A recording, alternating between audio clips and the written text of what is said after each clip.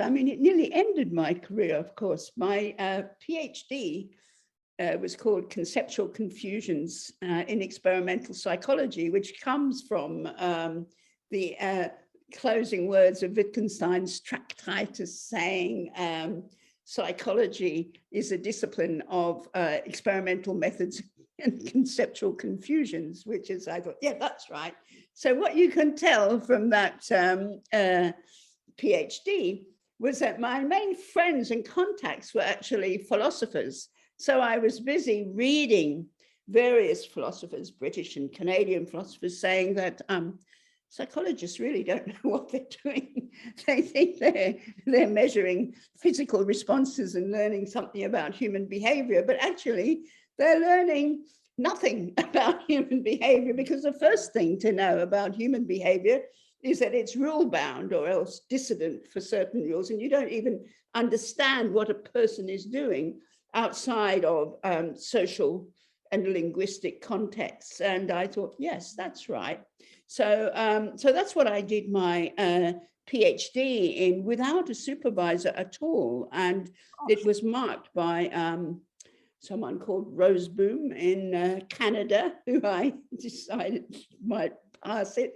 And then Sigmund Koch in, I think in Texas. Anyway, these were incredibly eminent people, you know, heading up the major journals in psychology. And so there was no interview for the doctorate. I know from, I think from Koch, there was just a telegram, award degree immediately. So then I had my degree. I had a doctorate from these eminent people approving it, but I couldn't get a job in psychology because what I was doing in terms of a theoretical critique of behaviorism was not seen as psychology. We should be in the laboratory running rats through mazes and seeing how long it took them to pick up their little bit of cheese or whatever.